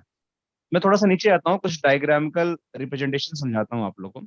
अब देखो, ये एक डिजाइन है जो मेरे PPT में भी है, तो मैं चाहता हूँ मैं PPT से आप लोगों को कम शो करूँ, मैं बुक से, क्योंकि बुक से सारा कुछ लिया हुआ है, जो PPT बनी हुई है बुक से ही बनी हुई है सारी कुछ, ठीक है। तो आ, मैं एक बार म्यूट कर देता हूँ आप लोग को, क्योंकि कुछ बैकग्राउंड नॉइज आ रहा है, ठीक है, अब सही हो गया, ठीक है। तो मैं बात कर रहा था कि जो हमारा नेटवर्क होता है बेसिकली, उसमें हमारे 3 लेयर्स होते हैं। अब ये 3 लेयर्स की जब बात करो ना, तो ये 3 लेयर, ये जो है, इसमें कुछ आपके मल्टी लेयर स्विच हैं, राउटर राउटर की बात नहीं कर रहा हूँ, कुछ आपको सिंगल लेयर 2 स्विच हैं। तो मैं यहाँ पे लिख रहा हूँ कि आपका कुछ मल्टी लेयर स्विच है, मल्टी लेयर स्विच, और कुछ आपका एक्सेस लेयर स्विच है, जिसको हम डिप्लॉय करते हैं इन तीनों डिजाइन के पर्सपेक्टिव में, तीनों मतलब लेयर के पर्सपेक्टिव में।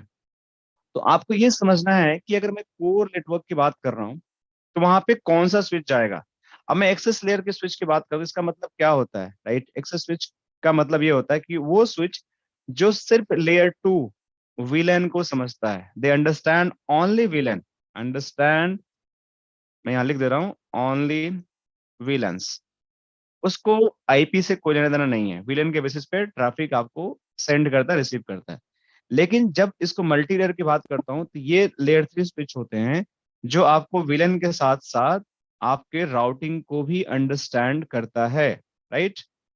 सो this multi layer switch can understand the VLAN and routing. आपके access layer switch can understand only VLANs, no routing, ठीक है। तो क्लियर हो गया। तो अब इसकी प्लेसमेंट कैसे होती है। तो देखो, आपके जो लेयर डिजाइन होते हैं किसी भी हायरार्की ऑफिस के नेटवर्क में, कैंपस नेटवर्क में, या किसी बिल्डिंग के नेटवर्क में, तो आपको जो सबसे नीचे का लेयर होता है, जिसको हम एक्सेस लेयर बोलते हैं, नीचे का लेयर कैसे आपको पता चलेगा, मतलब वो डिवाइस जिसके पीछे आपके एक्चुअल PC कनेक्ट हो रहे हैं, आपका जो लैपटॉप है ना उस डिवाइस के पीछे कनेक्ट हो रहा है, आपका सर्वर है उस डिवाइस के पीछे कनेक्ट हो रहा है, आपका एक्सेस पॉइंट है उस डिवाइस के पीछे से कनेक्ट हो रहा है, आपका प्रिंटर है उसके पीछे कनेक्ट हो रहा है, आपका IP टेलीफोनी है उसके पीछे कैमरा, आपका IP कैमरा है उसके पीछे कनेक्ट हो रहा है, आपका टेली प्रेजेंस है उसके पीछे कनेक्ट हो रहा है। तो ऐसे एंड डिवाइस, इसको हम बोलते हैं एंड डिवाइस। तो जो एंड डिवाइसेस हमारे होते हैं, वो बेसिकली कनेक्ट होते हैं आपके एक्सेस लेयर स्विच के पीछे। तो एक्सेस लेयर आपके टोपोलॉजी का सबसे निचला हिस्सा होता है, मीन्स वो एरिया होता है जहां पे आप एक्चुअल डिवाइसेस को कनेक्ट करते हो। इसलिए हमेशा और मोस्ट ऑफ द केस में लेयर 2 ही डिवाइस होता है।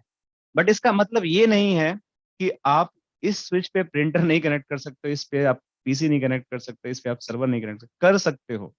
यू कैन डू, क्योंकि ये भी आपका लेयर 3 स्विच है, बट इसके पास भी वीएलएन की प्रोपेगेशन की कैपेबिलिटी है। बट आइडियली हम डिस्ट्रीब्यूशन या कोर लेयर पे ये काम नहीं करते हैं। अभी क्यों नहीं करते हैं, अब इसका आंसर खोजते हैं। तो पहले चीज तो क्लियर हो गई कि जो हमारा डिस्ट्रीब्यूशन लेयर होता है और कोर लेयर होता है, इस पे जो स्विचेज हम लगाते हैं वो हमारा मल्टी लेयर स्विच होता है, राइट। इसको बोलते हैं ML switch, multi layer switch. जो हमारा एक्सेस लेयर जो होता है वहां पे हमारा लेयर 2 स्विच होता है, जिसपे हम सिर्फ विलेन को प्रोपोगेट करते हैं, राइट। इतनी कहानी क्लियर होगी सबको आई थिंक। तो ये हमारा 3 डिजाइन होता है, इसको आपको समझना पड़ेगा। तो एक्सेस लेयर, कोर लेयर और डिस्ट्रीब्यूशन लेयर। एक्सेस लेयर का डेफिनेशन तो हमें समझ आ गया। अब हम बात करते हैं कि डिस्ट्रीब्यूशन लेयर क्या होता है, इसकी जरूरत क्या पड़ती है, कोर लेयर क्या होता है, इसकी जरूरत क्या पड़ती है। एक एक करके समझते हैं। तो देखो यहाँ पे वही डायग्राम है, ठीक है। अभी इस इन दोनों का आंसर अभी पेंडिंग है, मैं दूंगा आगे चल के, बट थोड़ा सा चीज मैं आपको दिखाना चाहता हूँ। आप लोग पहले विजुअलाइज करो, फिर हम इसके थ्योरेटिकल के बारे में तो समझेंगे ही समझेंगे। तो देखो, एक ये डिजाइन आपने देखा कि जिसमें 3 लेयर हैं, और इसी डिजाइन को मैं थोड़ा सा नीचे करता हूँ, तो इस पे देखो, ये दोनों लेयर को मिलाकर एक लेयर बना दिया गया। इन दोनों लेयर को मिलाकर, कोर लेयर और डिस्ट्रीब्यूशन लेयर को मिलाकर एक लेयर बना दिया गया, और ये डिजाइन कुछ ऐसा लगने लगा, राइट। फिर इसको दोबारा रीस्केल कर दिया गया, तो ये 3 लेयर के डिजाइन हो गए। तो ये 2 लेयर डिजाइन हो गया, और ये आपका 3 लेयर डिजाइन हो गया। तो बेसिकली आपके सिचुएशन में ऐसा भी हो सकता है कि आपका एक्सेस लेयर तो हमेशा सेपरेट रहेगा, इसका तो कोई मतलब वो नहीं है। कोर में, डिस्ट्रीब्यूशन में, मिक्स डिजाइन में हम नहीं करते हैं, ये हमेशा सेपरेट रहेगा। बट हम कोर को और डिस्ट्रीब्यूशन एक साथ हम क्लब कर सकते हैं। ये कब करते हैं इसकी भी एक अलग अंडरस्टैंडिंग है, किस डिजाइन में करते हैं इसकी भी अंडरस्टैंडिंग है। बट आप ऐसा भी समझो कि कोर एक्सेस को हम मिला सकते हैं। क्यों मिलाते हैं, क्या कोर होता है, क्या सॉरी, कोर और डिस्ट्रीब्यूशन को हम मिला सकते हैं। क्यों मिलाते हैं, क्या इसके पीछे लॉजिक है, अभी इसको हम एक्सप्लोर करेंगे। बट अभी ये मान के चलो कि हम ऐसे कुछ कर सकते हैं, और जब ऐसा हम डिजाइन करें, उसको हम बोलते हैं कोलैप्स लेयर। उसको हम बोलते हैं कोलैप्स लेयर। तो आप लोग ये भी ध्यान रखना कि अगर ऐसी कोई डिजाइन को हम डिजाइन करते हैं, तो इसको हम बोलते हैं कोलैप्स लेयर। तो अभी कहीं लिखा होगा, मैं आपको दिखाता हूँ। कोर लेयर, कोलैप्स लेयर आपको कहीं दिखेगा।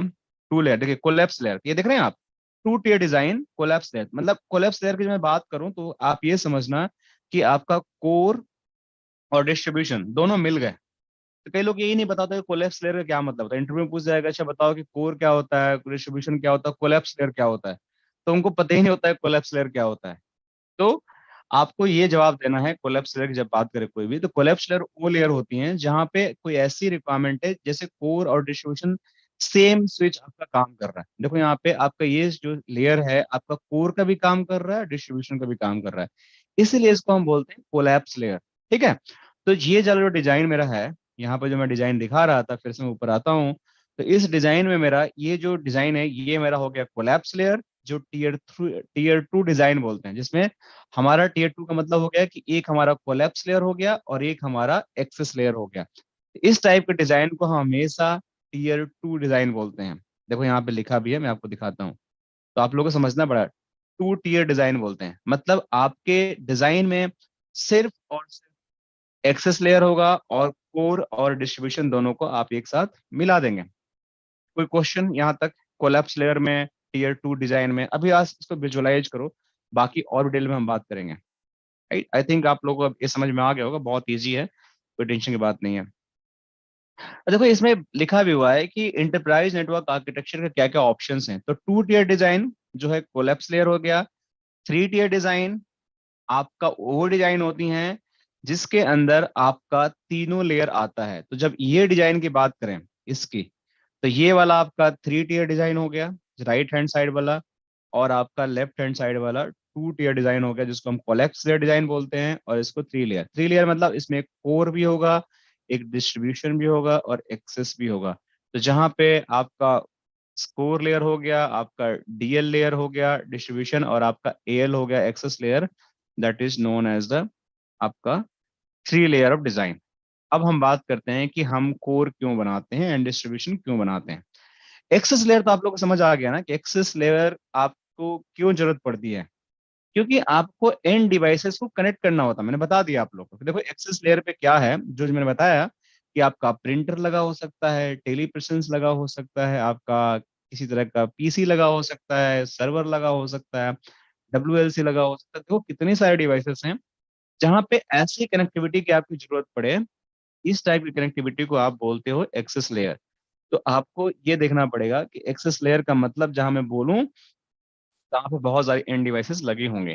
ठीक, क्लियर। अब बात करते हैं डिस्ट्रीब्यूशन लेयर। अब इस डिस्ट्रीब्यूशन लेयर का मैं आपको सिंपल मीनिंग समझाऊं, अगर मैं सिंपल वे में बताऊं कि इसका डेफिनेशन क्या होता है, तो आप इसको इस तरीके से समझो। मैं अंग्रेजी नहीं पढ़ने जा रहा हूं, आप इसको समझो इस तरीके से कि एक वैसी लेयर जो आपको कोर को और एक्सेस को कनेक्टिविटी प्रोवाइड करती है, उसको हम बोलते हैं डिस्ट्रीब्यूशन लेयर। मीन्स कि हमारे डिजाइन में एक ऐसा लेयर होता है जो आपके कोर को और एक्सेस को कनेक्टिविटी देता है, उसको हम बोलते हैं एक्सेस डिस्ट्रीब्यूशन लेयर। बट हम ये बनाते ही क्यों हैं, ऐसे क्या जरूरत पड़ के बनाते हैं? तब मैं थोड़ी सी इसकी थ्योरी पढ़ता हूँ, आप लोगों को समझ में आ जाएगा। देखो ये बोलता है कि primary function of distribution layer is to aggregate access layer switches in the given building और कैंपस। अब मैं इसका मीनिंग समझाता हूँ। The distribution layer provide a boundary between the layer 2 domain and layer 3 domains. अब ये भी एक लाइन है। पहला ये बोलता है कि एग्रीगेट करता है आपके कनेक्शंस को, दूसरा बोलता है कि एक बाउंड्री क्रिएट करता है लेयर 3 डोमेन के बीच में। This boundary provide two key function LAN of layer 2 side distribution layer create the boundary spanning tree protocol limitation. अभी बहुत सारी चीजें लिख रहा, मैं नहीं पढ़ने वाला हूँ सारी चीज, मैं आपको समझाता हूँ अब। तो इसका मतलब ये हुआ कि जो हमारा कोर लेयर होता है, मैं बताया, इसके ऊपर आपका लेयर 3 राउटिंग चलती है, राइट। इसके ऊपर आपका ये लेयर 3 राउटिंग चलती है, और जो नीचे का लेयर हुआ दैट इज आपका प्योर फ्लैट वीलन इंफॉर्मेशन चलता है, मतलब आपकी लैन कनेक्टिविटी होती है।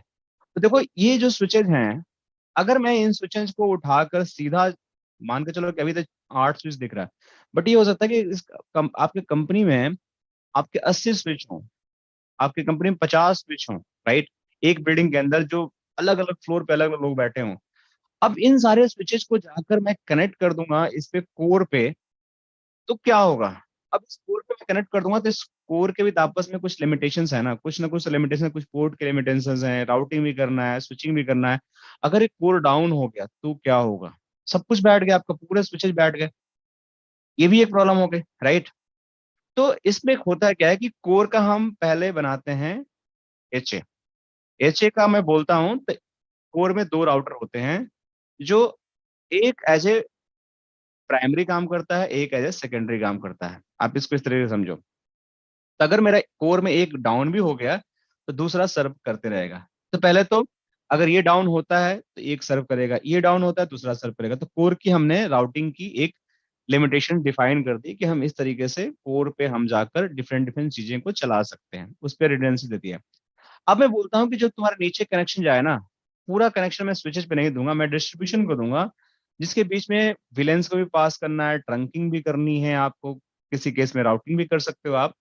तो मैं बोलता हूँ कि इसको भी डिस्ट्रीब्यूट करता हूँ कि आधा लोड मैं इधर डालता हूँ और आधा लोड इधर डालता हूँ। मैं सारे स्विचेज अगर इस पे इन दोनों पे ही कनेक्ट कर दूंगा, अगर ये दोनों किसी रीजन से बैठ गए तो क्या होगा? फिर हमारा सारा नेटवर्क आउटेज हो जाएगा। तो मैं क्या करता हूँ कि कुछ एक्सेस स्विच इधर कनेक्ट कर देता हूँ, कुछ इधर कनेक्ट कर देता हूँ।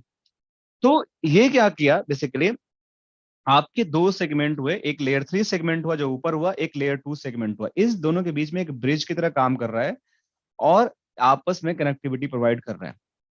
और इससे आपकी जो कनेक्टिविटी हुई, एक देखो हर एक स्विच में आप ध्यान से देखोगे तो एक स्विच पे 2 कनेक्शन आया हुआ है, एक इससे आया हुआ है और एक इससे आया हुआ है। इधर भी देखोगे कोई भी स्विच उठा लो, एक केबल इस पे आया हुआ है, एक केबल इस पे आया। ऐसा क्यों? इसके पीछे रीजन ये है कि अगर ये स्विच डाउन हो गया, फिर भी एक एक्सेस स्विच की कनेक्टिविटी आपके इधर से ऐसे ऐसे रहेगी। अगर ये डाउन हो गया तो फिर भी इसकी ऐसे ऐसे रहेगी। तो ये हाई लेवल रिडंडेंसी देने के लिए इस तरीके से हम अपने नेटवर्क को डिजाइन करते हैं, जिससे मेरे नेटवर्क में इस टाइप की आपकी चीजें को कनेक्टिविटी क्रिएट हो सके, राइट।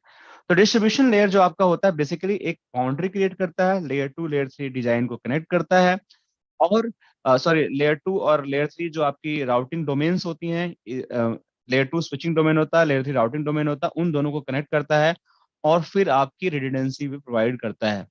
बट किस केस में डिस्ट्रीब्यूशन लेयर यूज करना है और कोर लेयर यूज करना है, ये टोटली डिपेंड करता है आपके साइज ऑफ नेटवर्क के, कि कितना बड़ा आपका ऑफिस है, कितना बड़ा बिल्डिंग है, किस टाइप का आपका नेटवर्क है। हो सकता है कि आपको इतना डिस्ट्रीब्यूशन लेयर लगाने की जरूरत ही ना हो, आप सिंपल कोर लेयर लगा लो। इससे भी आप अगर मल्टीपल स्विचेस कनेक्ट करते हो तो भी आपका हो जाएगा, एक कनेक्शन यहाँ से दो, एक कनेक्शन यहाँ से दो, ताकि अगर ये डाउन जाएगा तो आपको यहाँ चला जाएगा, ये डाउन जाएगा तो यहाँ चला जाएगा।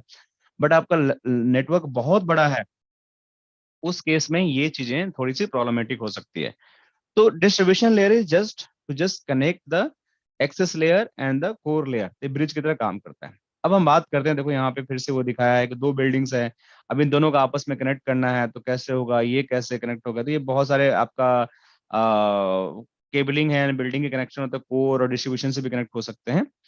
अब एक कोर लेयर की बात करता है, कोर लेयर क्या होता है। अब जैसे मान के चलो कि ये देखो कोर लेयर हो गया, अब इसका मतलब ये हो गया है कि देखो आपके जैसे एक बिल्डिंग ये हो गई, एक बिल्डिंग ये हो गई, राइट, एक बिल्डिंग ये हो गई, एक बिल्डिंग ये हो गई, चार बिल्डिंग है आपके एक ही कैंपस में। तो मैं यहाँ पे लिख दे रहा हूँ BLDG, एक मिनट, BLDG 1, मैं इसको कॉपी करता हूँ, या मैं यहाँ लिखता हूँ BLDG 2, और यहाँ पे मैं लिखता हूँ BLDG 3, और यहाँ पे मैं लिखता हूँ BLDG 4। चार बिल्डिंग हो गए, चार ऑफिस हो गया। अब इन चारों ऑफिस के बीच में मैं कुछ अलग कलर ले लेता हूँ। आपका डिस्ट्रीब्यूशन स्विच भी लगा होगा 100%, राइट। हर एक बिल्डिंग में दो दो ही मैं ले लेता हूँ, ये हो सकता है चार भी लगा हो। इसके बीच में डिस्ट्रीब्यूशन स्विच भी लगा होगा चारों के बीच में।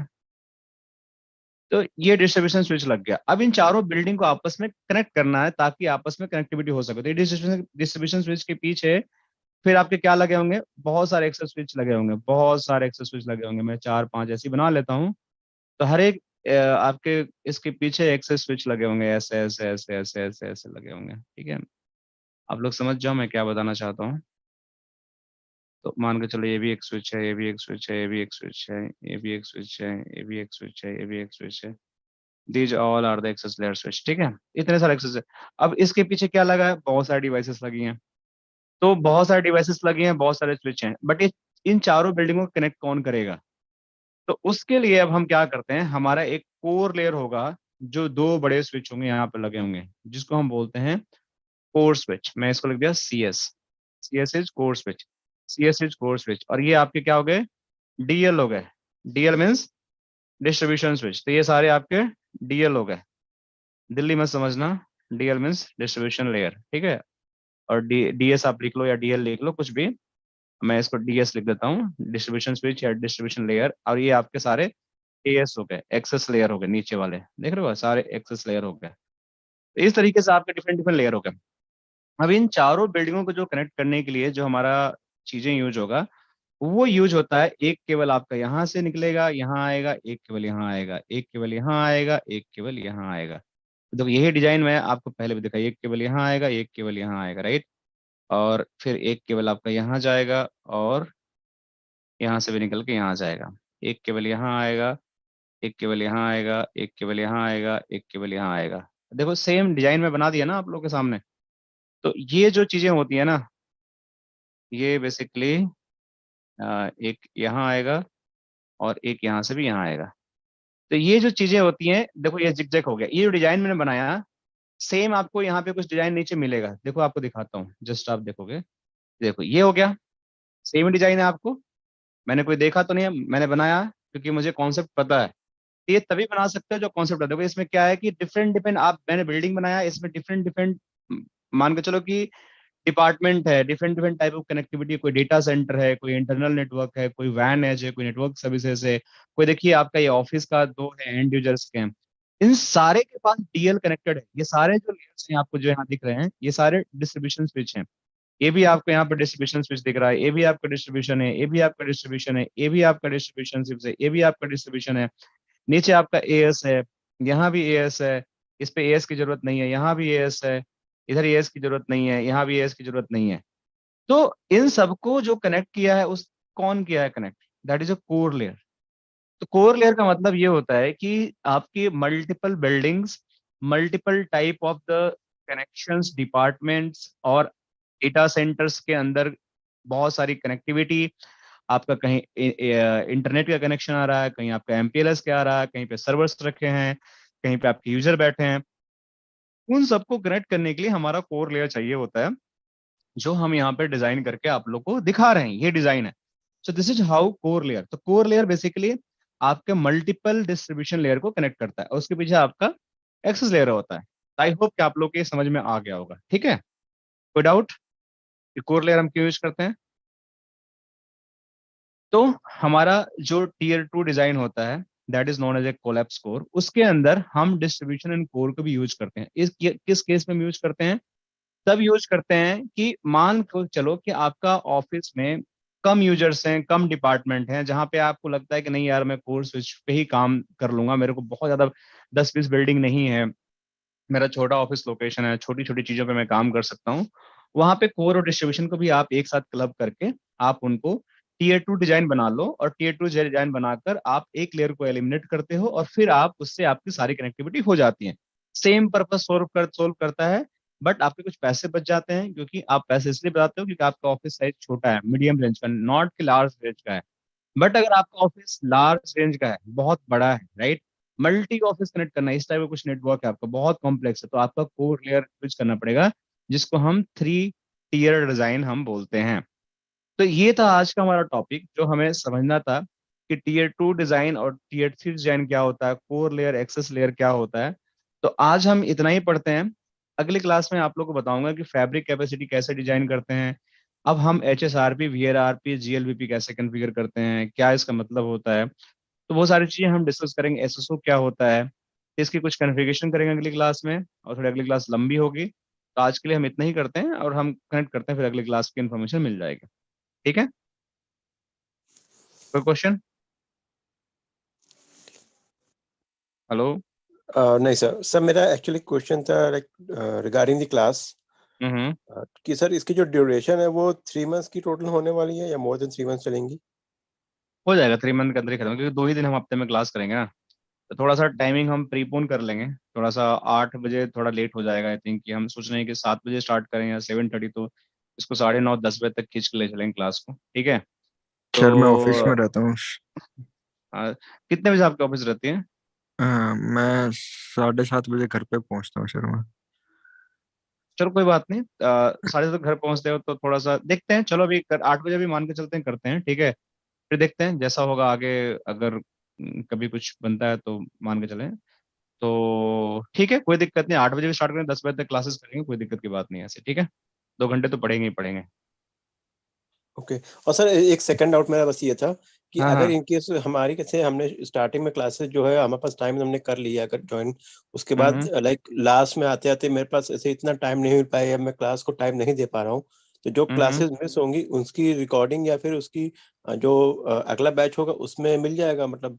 हाँ हाँ, हमारी तो रिकॉर्डिंग तो आपको हर क्लास के मिलेगा, उसकी टेंशन मत लो। तो रिकॉर्डिंग तो आपको हर क्लास का मिल जाएगा, आज भी सेशन रिकॉर्ड हो रहा है, देख रहे हो आप लोग, रिकॉर्ड हो रहा है। तो रिकॉर्डिंग तो आपको मिलेगा ही मिलेगा।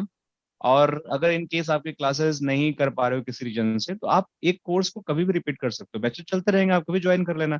अब ये हो सकता है कभी आप अभी हिंदी में करो तो अगला बैच इंग्लिश में हो, ये हो सकता है प्रॉब्लम आपके लिए। तो थोड़ा सा आपको इतना एडजस्ट करना पड़ेगा। तो लेकिन आप किसी भी बैच में NRC का, इनकोर का ज्वाइन कर सकते हो, क्योंकि आपने इनकोर को इनरोल किया, तो वो लाइफ टाइम कभी भी आप पढ़ सकते हो, कोई दिक्कत की बात नहीं, कोई मना नहीं करेगा आपको। Sir okay. Encore NRC both course कितने मंथ का है? 6 मंथ?